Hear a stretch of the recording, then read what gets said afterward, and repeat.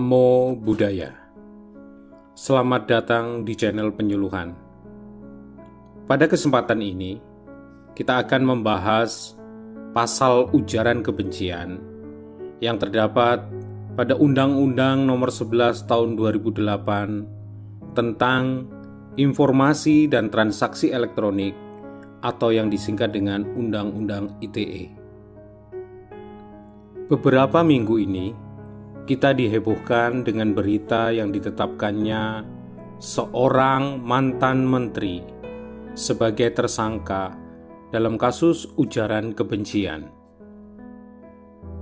Di negara kita, pelaku ujaran kebencian atau hate speech dapat diancam dengan hukuman 6 tahun penjara serta denda maksimal 1 miliar.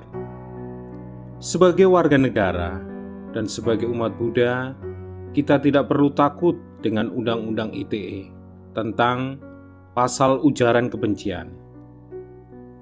Tujuan pasal tersebut adalah mencegah terjadinya permusuhan, kerusuhan, atau bahkan perpecahan yang didasarkan pada sara akibat informasi negatif yang bersifat provokatif. Dalam kehidupan bermasyarakat, isu sara merupakan isu yang cukup sensitif. Di era digital saat ini, penggunaan smartphone sudah merebak di berbagai kalangan usia, dari anak-anak hingga usia lanjut. Hampir di segala sendi kehidupan masyarakat, tidak terlepas dari penggunaan aplikasi media sosial yang ada di smartphone.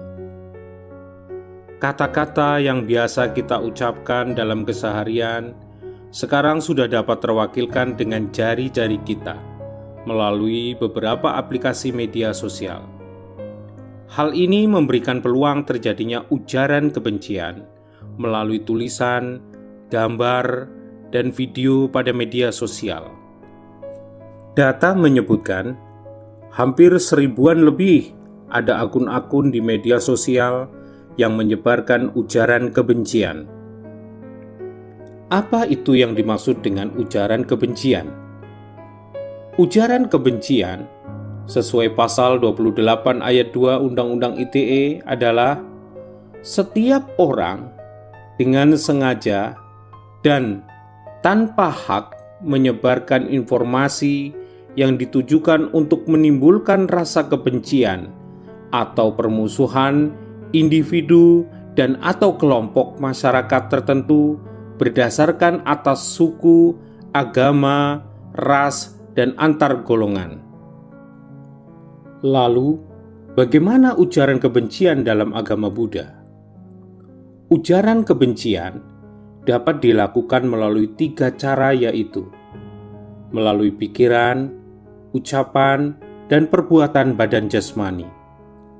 Menurut ajaran Buddha, ujaran kebencian merupakan ucapan atau perkataan yang tidak benar, dan hal ini termasuk melanggar sila keempat Pancasila Buddhis, yaitu musawada atau berbohong. Musawada dalam arti luas termasuk di dalamnya melakukan fitnah, berkata kasar, dan menggunjing. Dalam kitab Dhammapada ayat 176, Sang Buddha bersabda, orang yang melanggar salah satu dhamma, yaitu Pancasila sila keempat, yaitu selalu berkata bohong, yang tidak memperdulikan kehidupan yang akan datang, maka tak ada kejahatan yang tidak akan dilakukannya.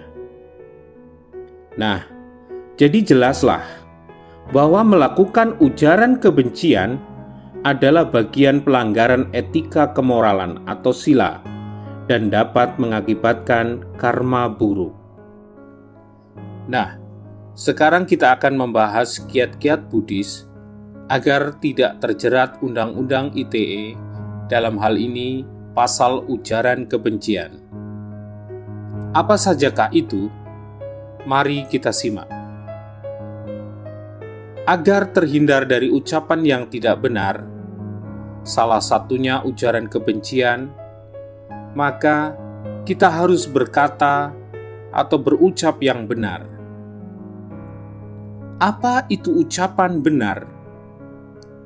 Dalam Satcawibangga Sutta, Buddha bersabda bahwa suatu ucapan dikatakan benar apabila memenuhi kriteria sebagai berikut. 1. Ucapan yang menjauhi kebohongan.